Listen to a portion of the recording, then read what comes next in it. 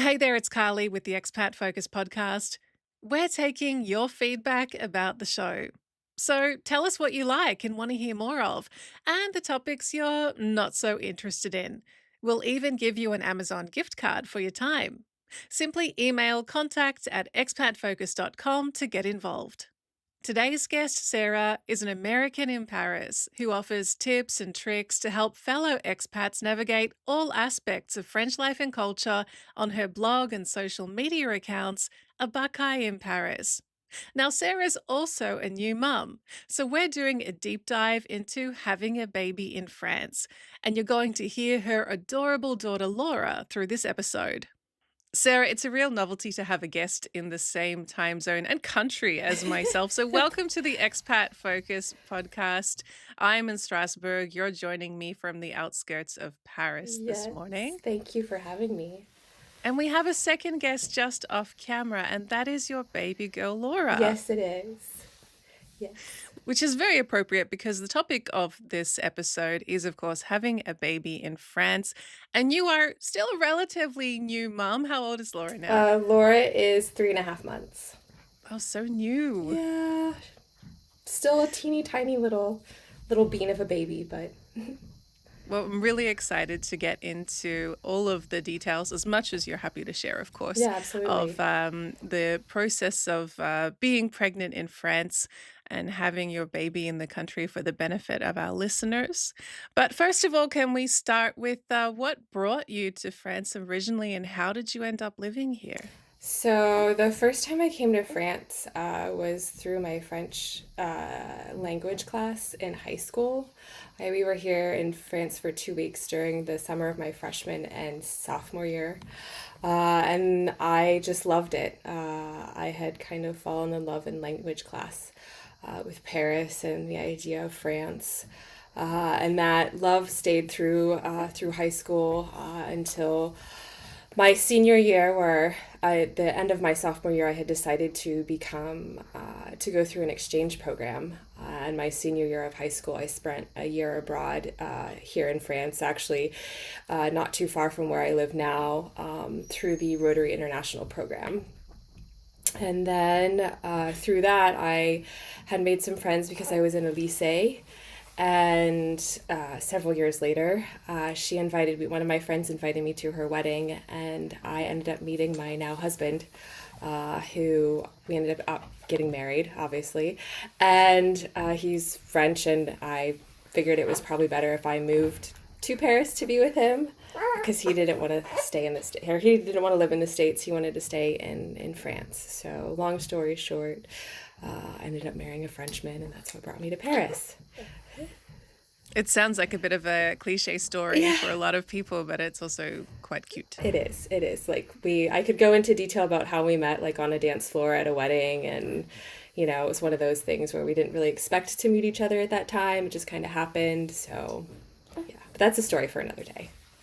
And I think the story of how you got yourself to France, especially I believe it was just around pandemic time, Yeah. could also be the topic of an entirely other episode. Oh, absolutely. I literally arrived like a week and a half before the first lockdown, and it was just one of those. Before I left, I was debating with my mother about should I go, should I not go, because things were coming out of China about how sick everybody was, and mom's like, just go. If you don't, you'll probably never get over there. So I just hopped on a plane and decided to come over. I ended up getting COVID at the time, not realizing it was COVID.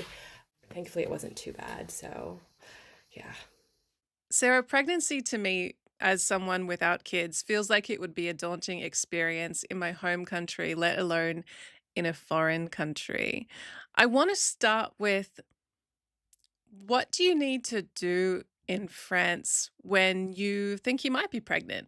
Well, the first thing that you're going to want to do, obviously, is take a pee test on a stick. You can go into any pharmacy here and buy one. The most common in the United States is Clear Blue, which they have here. So you're going to want to pee on a stick, and then you'll either get an appointment with your GP, or you could see a midwife or an OBGYN.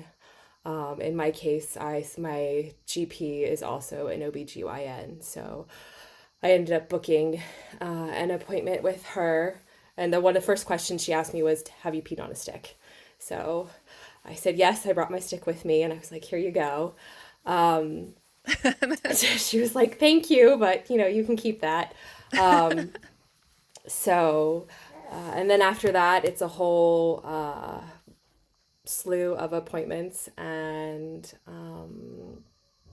tests. So, And do they double confirm you're pregnant? Like, do they do a blood test just yeah. to? So what'll happen was because um, I turned 40 this last year, and so I was paranoid that in the States it's a considered a geriatric pregnancy. So Oh, that old name. yeah, I know, right? It's like an old people pregnancy. So I was a bit paranoid as far as like, can we make sure everything's okay? And they immediately gave me a blood test to test that I was pregnant. And because I had tested so early on, they wanted to make sure that my levels were constantly going up, were multiplying. So I ended up for the first like week and a half having to do a blood test I think it was every 3 days because the beta HCG multiplies, I think every like 48 hours. Don't quote me on that, but I know it's every couple days. And so they wanted to make sure that they were going up to make sure that things were going in the right direction, if you will. That's really intense, a blood test every few days. Yeah, so they did that this time because I actually had had a miscarriage prior. And so my doctor just wanted to make sure that from the beginning everything was fine. And since that was a worry of mine as well, I wanted to also make sure that, we were going in the right direction. And if you don't mind me asking, did you miscarry in France? Yes, I did. Yeah. So I ended up miscarrying a year and a couple months before I found out I was pregnant with Laura, and so that was a whole process that I like since it was my first time. I sort of knew what I was expecting, but not really. So it was definitely, and I had some complications. So it was a sort of a drawn out process, but in the end, everything turned out fine. So. And when it comes to going to the doctor, confirming your pregnancy, starting with an OBGYN, which I assume the same person would follow you for the entire pregnancy, do you have much choice in France about the doctor you choose, or is it sort of who applies to your local residential area or? Yeah, so I live outside in the suburbs, and I was actually still seeing my doctor in Paris itself.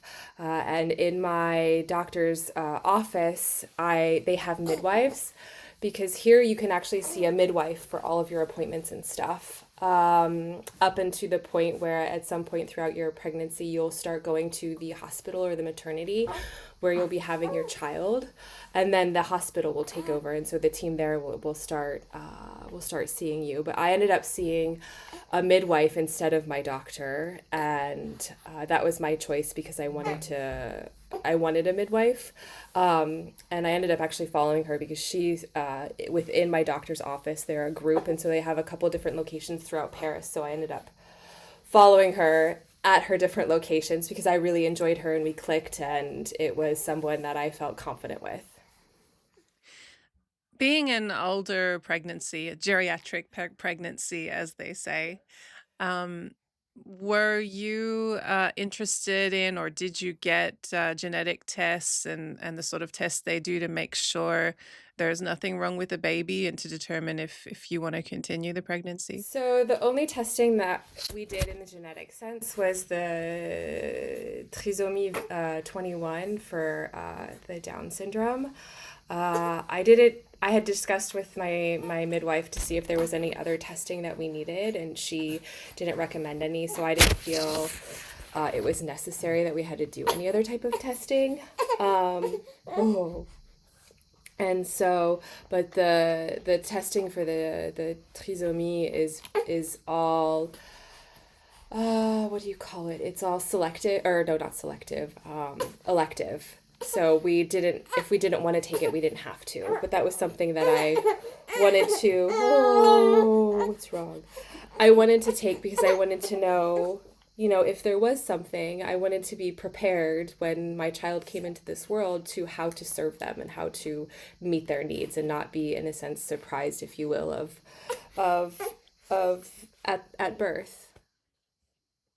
And is it the same as in, America or Australia, where it's sort of like the 3 month mark, everything's okay, and then are you into a certain rhythm of checkups after only say a month, or is it more frequently than that? Yeah, so basically, my midwife was like, you can start telling people. It's totally up to you if you want to tell people earlier than 12 weeks, you can.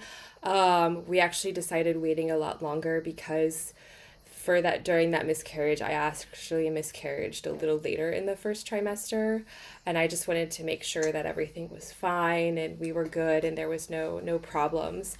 But you have, with France, there's a total of seven prenatal exams that you take, and it's basically one checkup a month.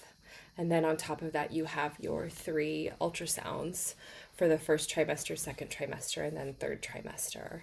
And I actually had a couple more exams during that first couple weeks of the first trimester, just with my past history of having a miscarriage. My midwife wanted to make sure that I was kind of being followed a lot more closely, just to be able to react a lot more quicker.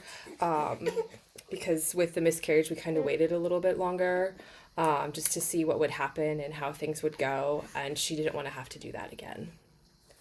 Yeah, it makes sense to be cautious. Yes. Sarah, do parenting and childbirth classes exist in France? Yes, they do. You can take them either through the hospital that you're going to be at, or you can take them through a midwife. I ended up taking them through a midwife, not the one that I had been seeing, because she wouldn't be able to come to my house with the first appointment that's 8 days after you give birth. I ended up finding a midwife in the neighboring town, and it was with her that I took the classes, and then she ended up coming for the 8-day exam at our house. And are any of these classes compulsory for new parents, or is it totally up to you if you decide to do that? It's up to you. It is 100% covered by the Social Security here, the National Health Insurance. But I would say for new parents and people who maybe are a little hesitant to definitely take them. I'm lucky where my mom's a nurse and her best friend's a midwife. So, and I had done a crap ton of research beforehand as far as like having a kid and what to expect. Oh, goodness. So I'm going to adjust her really quickly. Oh, goodness, baby. Laura has joined us for this episode, so I Yes. hope you're enjoying her dulcet tones. And it's very appropriate to the topic. I don't mind. Okay, good. Well, she can't figure out if she wants to eat. She wants to be a part of the conversation. She has missed her first nap of the day, but that's a whole other story, too. She's possibly teething. I mean, there's a lot going on in this tiny little human. I think I would definitely take those classes, Yeah, just personally. yeah. And I would say having talked with some friends who have had kids and here who are expats as well, I guess I kind of expected a little bit more as far as information is concerned. But I feel like for the general basis of everything, I think they did a pretty good job covering the basics, if you will. Oh, yeah. You spoke about the French National Health Insurance covering classes, prenatal classes, parenting classes, childbirth. What about all of those appointments? How much did it cost you to get your monthly checkups and your blood tests? So it was probably but a couple euros. Be, as far as like a normal doctor's appointment goes, everything I would have to pay for. up until the 6th month of being pregnant. And then from then on, everything is 100% covered.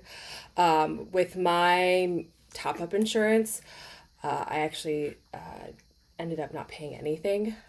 So it was all covered in a sense for me. If I had to pay something out of pocket, it was maybe but €10 a visit, if that. Nothing too remarkable as far as, maybe for the total of it for the doctor's visits and whatnot, maybe €50. I'd have to go back and double check my bank statements, but it But it wasn't it wasn't remarkable enough to remarkable. leave a No, impression. it wasn't at all. And to put this into context, you are a foreigner in France, but you recently became a French citizen. Yes, Congratulations. thank you. You do work full time, so you have the uh, national health insurance plus the private insurance through your employer. Would I be assuming all of that Yes, that correctly? is correct. When it comes time to go to the hospital to have your baby, do you have the choice, like you do in Australia, between going to a public hospital or a private hospital if you have the right level of health insurance, or is it a bit different in France? No, you have the choice of wherever you want to go. Since I have the Hospital of Saint Cloud here that is 10 minutes to our one side, and we have the Hospital of Suresnes, which is 10 minutes the other way. I ended up getting an appointment at both to get information from them. If you want to choose a public hospital, you are more than welcome to. If you want to choose a private hospital and you are able to, go for that. There's no sort of you have to go here or there. It's completely your preference. If I wanted to go to the American hospital in Nui, I could have done that too, but since I live between two hospitals, I figured that was probably easier, especially since we don't have a car. So that was a huge factor for us. It possibly wasn't part of your birth plan, but I'm curious. One, did you have a birth plan? And two, does France welcome the idea of, say, having a home birth? Uh, no, I did not have a birth plan. I thought about having a birth plan. The baby has She left the has left the chat. chat. I think she has a dirty diaper. Yeah, that's one thing we probably don't want to put in our YouTube channel. No, I mean, no. Birth plan. So I thought about having a birth plan, and I know that I had looked into it, I had researched it, I had asked about it at my appointment when I went to my first hospital appointment. And they said, we'll talk about that later. We never ended up talking about it. And I know sometimes with birthing, it can go any which way. So my husband and I had just talked about a few things as far as, here's what I want to make sure that you are aware of. If this happens, I want this to happen. Since he was going to be there with me through the whole process. And I was like, if I ended up becoming unconscious, here's my wishes, like I would like this to happen. None of that happened, which was fantastic. Touch I wood. know, yes. And so, but I felt I didn't really need a birth plan. So that was, I knew however it would happen, it would happen. And just as long as at the end of the day we were both healthy, that was my plan. And this is coming from a very ignorant person who's never had a baby. Do you need to tell the hospital in advance of like when you're due and like ring a certain department to tell them you're going to come in and they tell you to wait at home a bit longer? Like, is it what you see in the movies? Yes and no. I got lucky, and my water didn't break, and I ended up started leaking. So I ended up going to the ER, and Oh. they were like, yes, you are slowly losing fluid, so we're going to admit you and we'll see how that goes.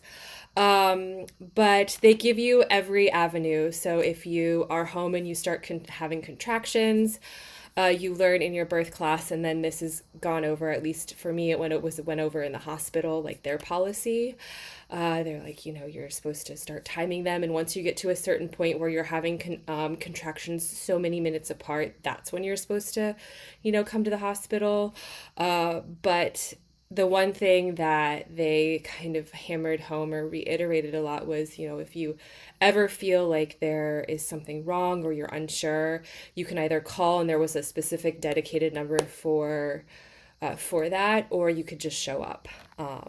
So in my case, we ended up just showing up, and that was, I think, the best move for me and for Laura.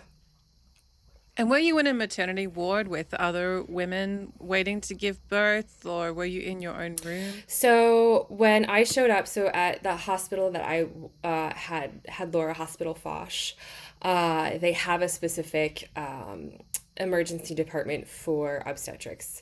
So I went there, and I was already kind of in the maternity ward, if you will, and I was with other women who were pregnant.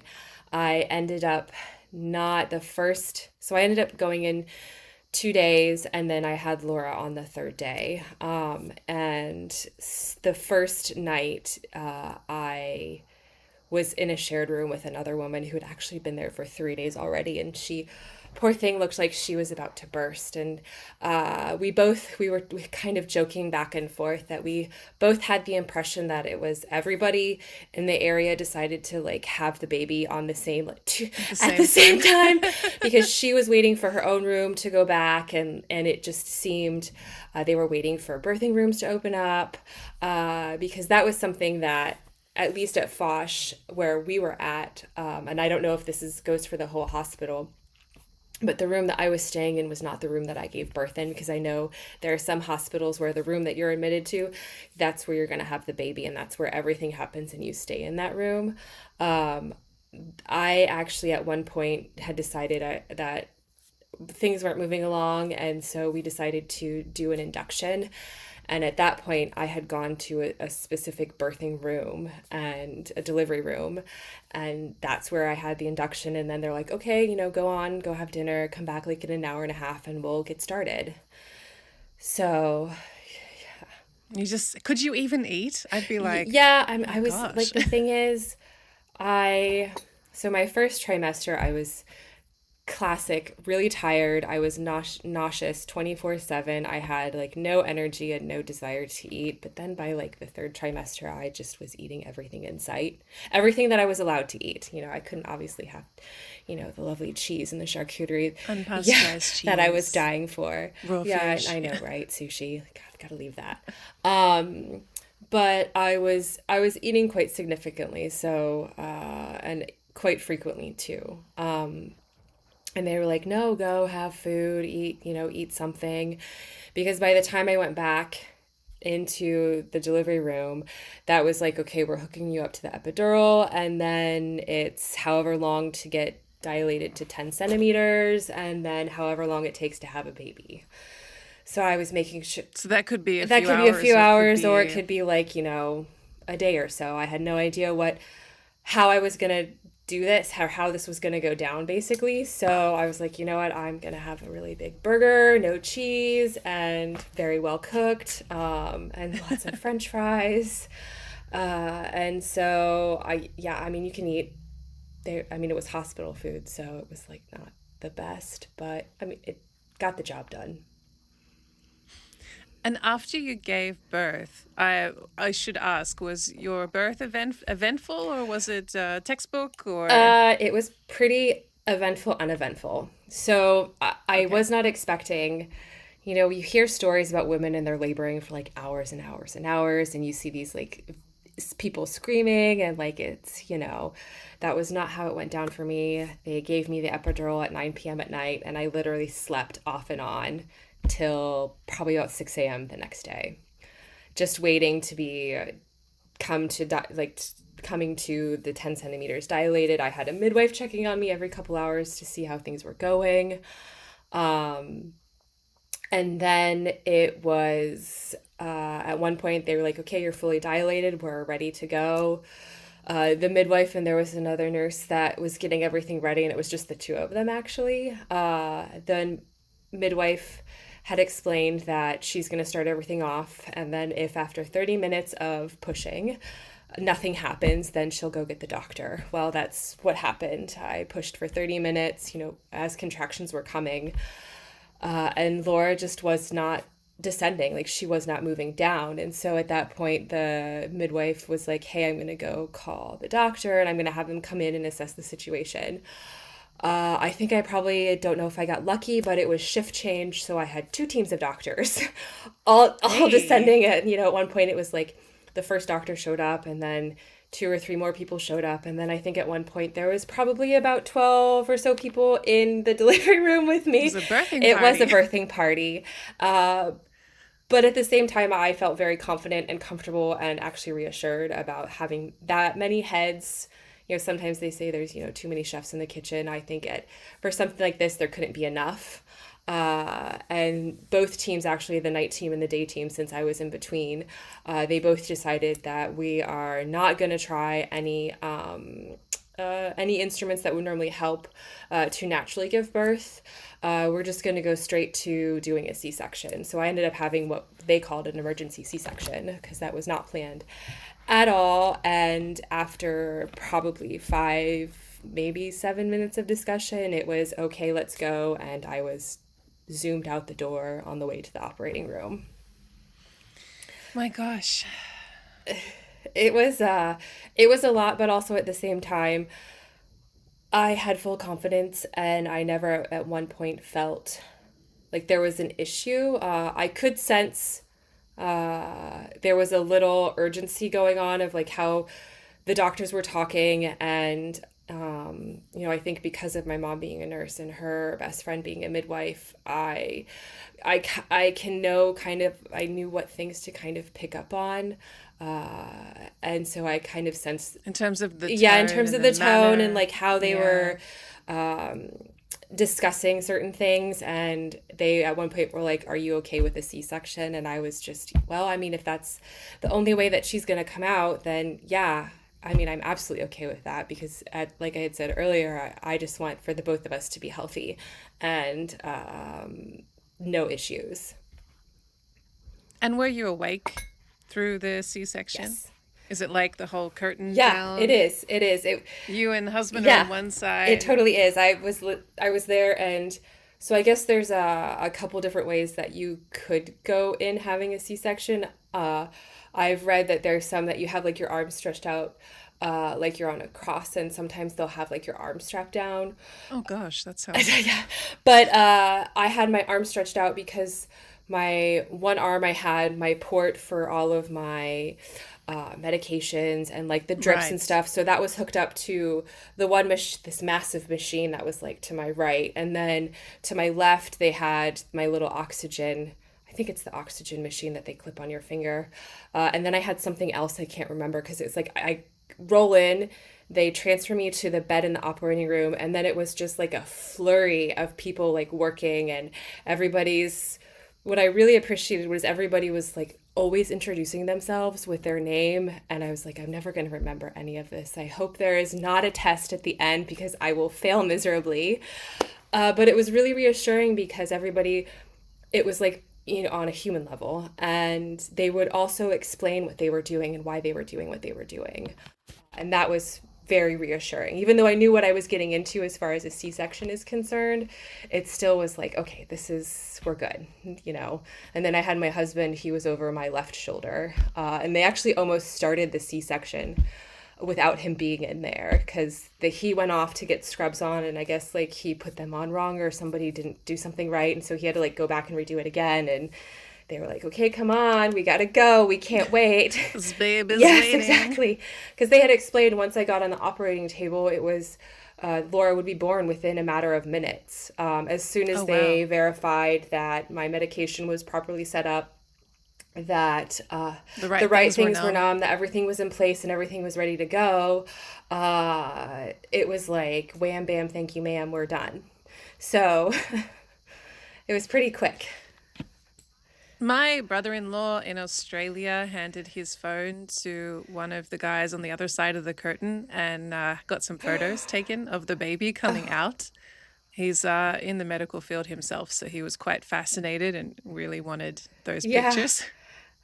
Did you get that option in France, or No, is that not something no, they no, offer to take some happy they didn't. snaps? And thinking back, I really wished I would have gotten like at least one or two photos of when like Laura came out and after she was all like, washed down and like kind of patted off because, when they come out, they're not as clean as they look like in the movies. It's actually quite the opposite. And so, because they brought her out, they wrapped her up, they kind of washed her down, and they like set her on my chest because I had that was kind of halfway down my chest this giant massive inflatable heated pillow to help keep me warm because the operating room Right. was Really really cold. cold. Mm. And so that was really nice. I really wish I could have figured out how to take one home with me because that would be wonderful. um, but I kind of wish I would have had that photo of like the three of us, like me on the table, because I've seen some, friends back home have photos like that. But no, we didn't get the option. And honestly, I don't think I would have. Probably not the priority No, in the no, not at all, moment. not at all. And knowing my husband, sometimes he can be a little squeamish with blood. I was like, let's not, make sure that curtain's very high up and there's nothing that we can see because I know sometimes they'll also have like mirrors hanging above so they can see what's going on and they Oh, can, right. yeah, Yeah. That's not a scene that no, you want to voluntarily look up no, no, to. thank you. So, nope. So, all in all, how many days did you spend in the hospital recovering after the C So section? after the C-section, so I had Laura on a Friday morning and I went home on a Tuesday afternoon.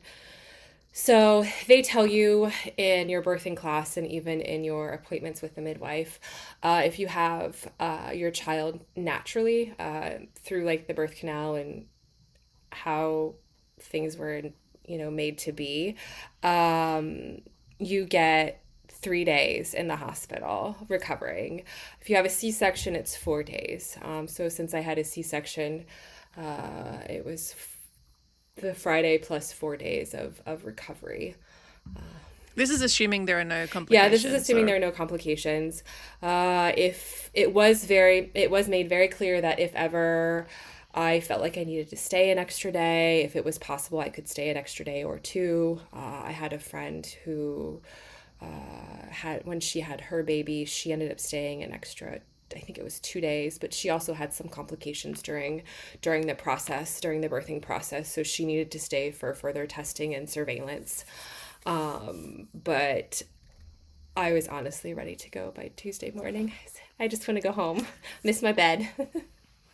I grew up, in a family of women with my mom always talking about, various people giving birth or having babies or whatever and saying, stay as long as you can in the hospital. They're going to try to push you out as quickly as possible. But if you have the choice to stay more nights, make sure you do. Yeah, no, It sounds like France is kind of that happy medium of just as long as you yeah, need and not longer than you yeah, no, need. exactly it is. And what's really nice and what's also really annoying at the same time is, like you have this like newborn and Laura, for whatever reason, like when babies are born, their circadian rhythm is out of the whack. So their nights are days and days are nights. And it's just kind of they're in this world and they have no idea what's going on.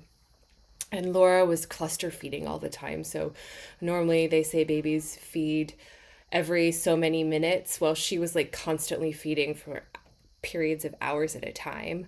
And of course, it was at night between midnight and 6 a.m., the only time where nobody was walking into my room asking to take a test, to see how I was doing, to see if I needed anything. Because the time 6 a.m., right on the dot, rolled around, it was the first round of nurses coming in, checking to see how things were going, how the night So went.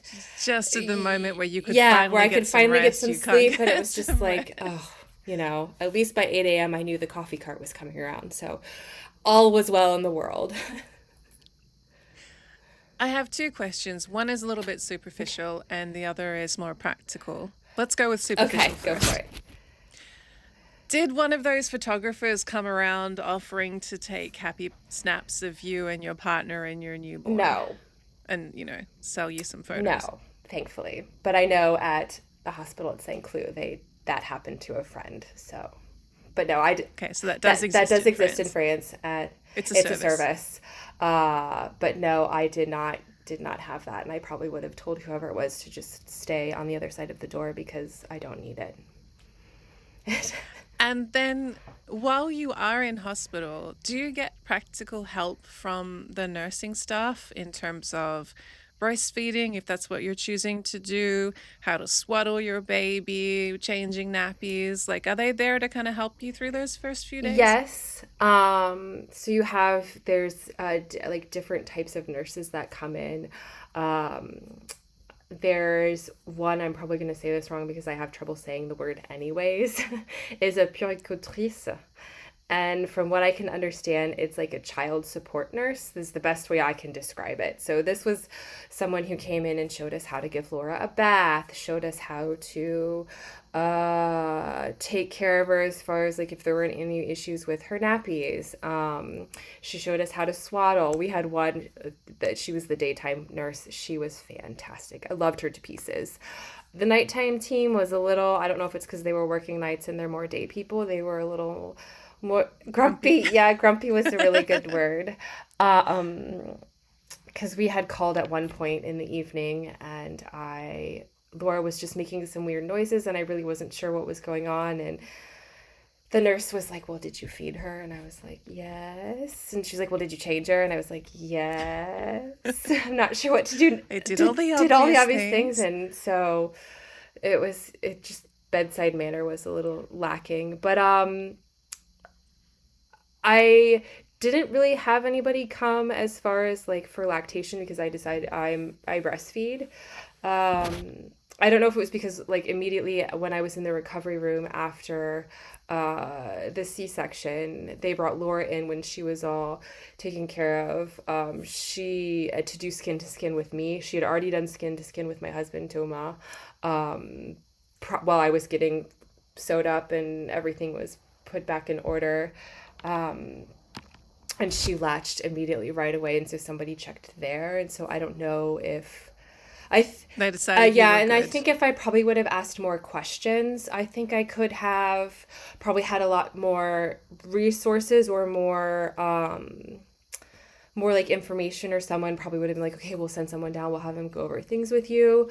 The nurses, every time somebody came in, was always asking, how is the feeding going? So they were asking those questions. And I think because I was answering, I was fine, I didn't have any issues. Like there was nothing really to signal that was like, hey, I think there's something wrong now. I don't think that subject was pushed any further. But I think if I would have asked questions, I think there definitely would have been, okay, we'll either send somebody down or we'll, show you something. One of the ladies did say that if I ever wanted to, they offered free workshops for new parents. Like there was a lactation workshop for breastfeeding. There was another one about just kind of what to expect when you go home. A little more in depth about that as far as than what you got from your parental classes before you had the baby. And once you get home with the baby, you're thrown into this new life reality of looking after a little one every day. Do you have anyone checking up on you? I think my sisters in Australia both had some home visits after their Yeah, birth. so the midwife that I did the classes with was actually the one that saw me. So you have an exam on the eighth day that you're home, just to make sure that everything's going well. You are supposed to be getting your baby weighed for during the first 4 weeks home once a week. You can either do that with a midwife, you can schedule appointments with her, or you can do something with there's a center that most places have called the PMI, and it's basically, the best way to describe it is like a free resource center that has doctors, nurses. They offer classes. You can go have your child checked out. And one thing that they do is they do weights for newborns, and I actually ended up taking Laura to the PMI twice for her weights, because they want to make sure, especially for breastfeeding babies, since it can take a little longer for them to put weight on, they want to make sure that they're at least going in that way where they are gaining The the right right direction. direction. Yeah, absolutely. Yeah. But after that, it was everything I saw in the doctor's office. Sarah, you are fluent in French. How much Well, two questions. How much pregnancy vocabulary did you have to learn or brush up on um, through the 9 months and since then? And my second question is, how much more difficult do you think this would be for a foreigner to navigate if they don't have the same level of French fluency? Pregnancy terms, I feel like a lot of general basic medical terms are pretty much translated the same English to French, or there's some sort of derivative of the word. I was only looking up technical terms as far as like, especially when it came to blood tests. Like, what is this asking? What am I doing? What are they looking for? Um, the For the most part, I was pretty confident in the majority of the things, or I would just straight up be like, hey, what is this? And can you explain why I'm doing it? For someone who is maybe not as fluid in the language, I feel that it depends. You can easily find a healthcare professional who is either maybe not as fluent in the English language, but is comfortable having a conversation with you as their patient in the English language. Um, I didn't encounter any staff as far as what I was concerned. Like when people find out that I'm American, but I also speak French and how I speak French, they're always really surprised that I'm not French born, if you will. Um, That's a nice Yeah, it is. compliment. Yeah, I'm very proud of it, and I can only thank my friends Barry and Lolo. It's all because of them that I can speak the way I can speak from my year abroad here, because they really hammered home on how to speak French, not just like the technical words and phrases and like conjugations and all of that stuff. It's but just how to pronounce the words. Um, but I know from talking with friends that have had children here that aren't necessarily at the same level as me that they've specifically sought out certain types of medical providers or maternities that had the option of having English available. And they felt comfortable in a sense where that level of English available for them was enough for what they needed. Um, I can only imagine, especially when someone is explaining to you that you need an emergency C-section, for example, and in that moment, wanting to make sure you know what it is that's being said to you, or have someone there that can bridge that gap for you if your language yeah, level isn't up to yeah, I scratch. know at the hospital when I was in the waiting room and there was like all of these women coming in because there was like different where I was at the section there was like different doctors and different services for different reasons for the maternity, and so I did hear a lot of, oh, if you need an interpreter you can bring somebody with you.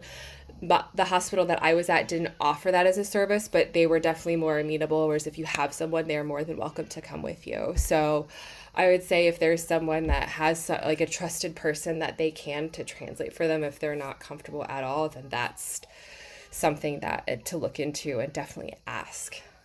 Was there anything especially unique that you noticed about the French healthcare system through your pregnancy?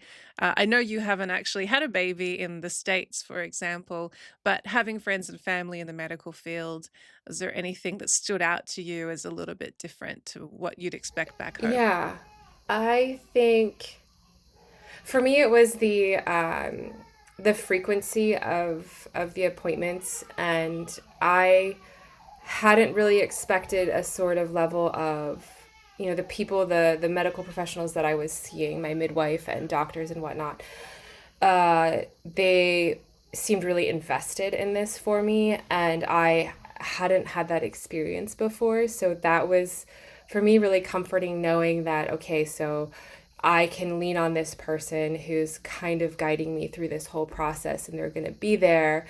And I know that they're available if I have any questions, and I can reach out to them for whatever reason, and they're gonna kind of, quell my fear, if you will, or my concern. And that also goes for the general public too, because I got the same reception as far as, on public transportation. People would go out of their way, especially when I was pregnant and showing.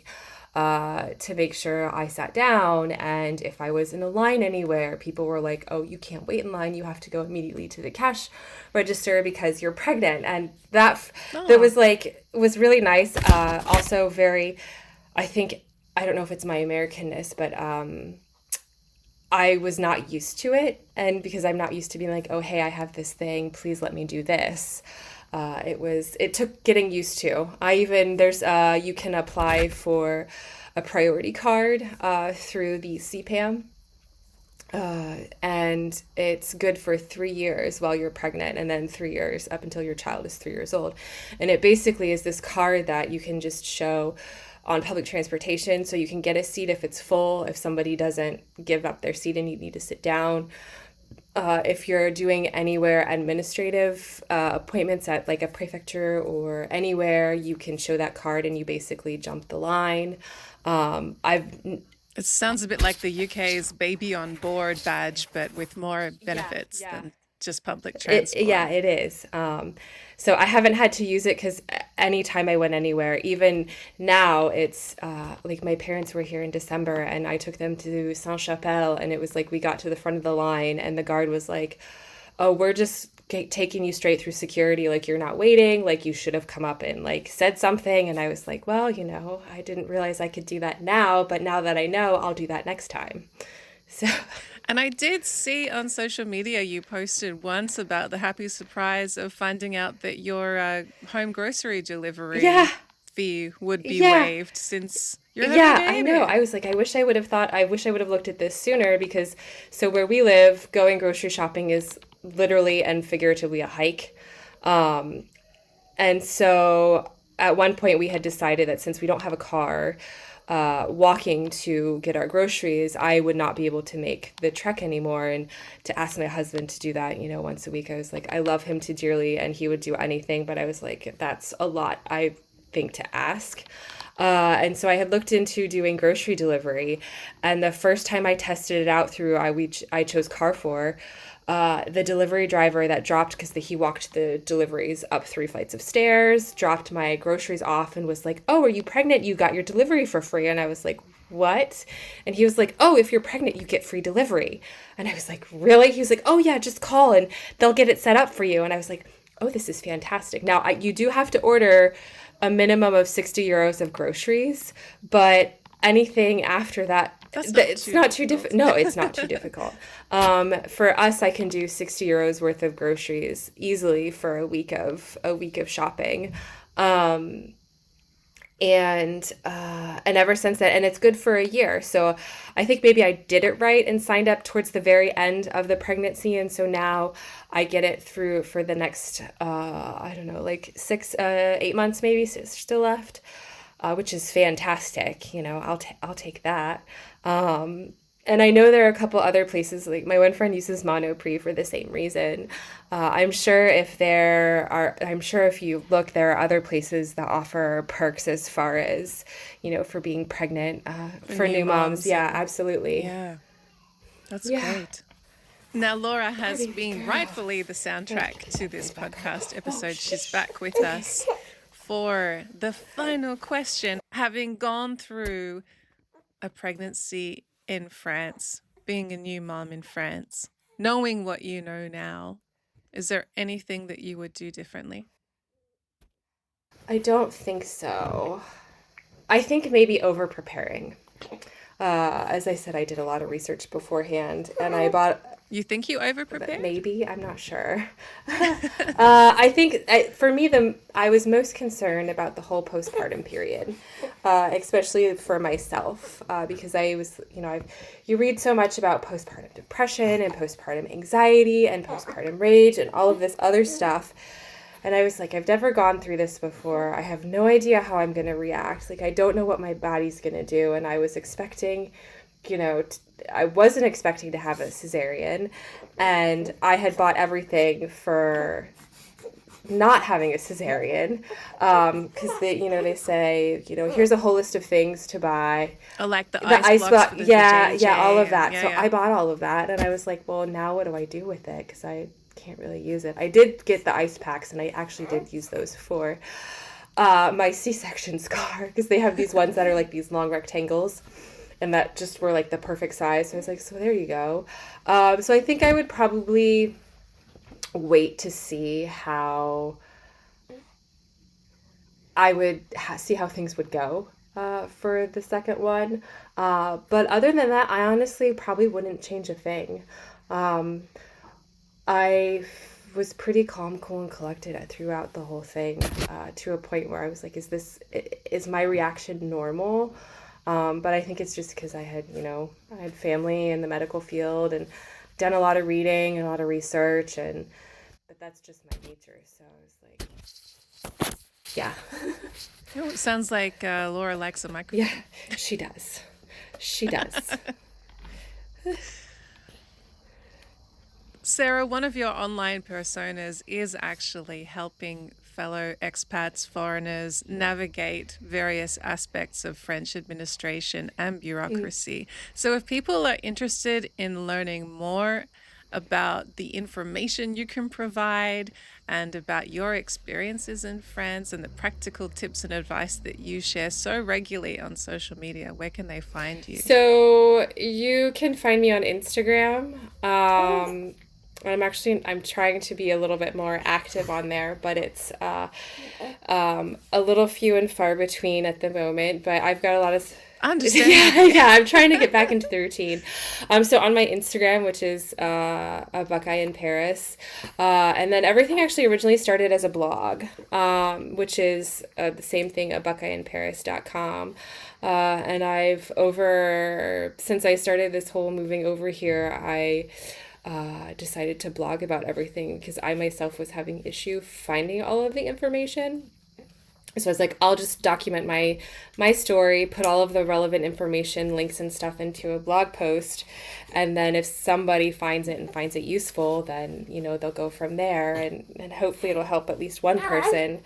But I've written about literally every step, and I'm in the process of writing about being pregnant in France and creating kind of like a whole series around that, because there is so much information, especially when it And so much to yeah, dive into. and for someone who's not as fluent in the language, may not understand some aspects of it because it can be kind of confusing, especially when it's like if you're working and then you're on your maternity leave. It's like, how much are you getting paid, who's paying you? That's something we did not even cover is But yeah. maternity leave. Does it exist? How much do you get?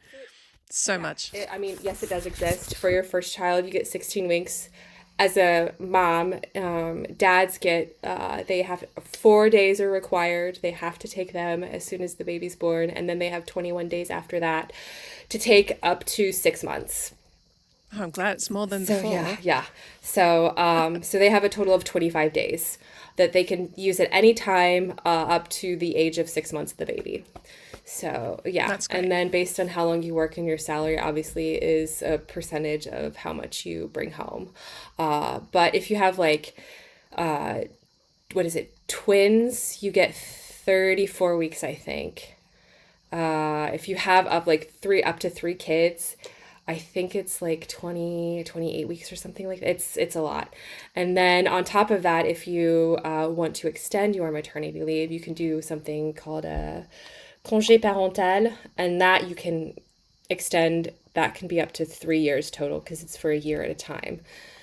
But possibly not necessarily paid for 3 years. I'd have to look into.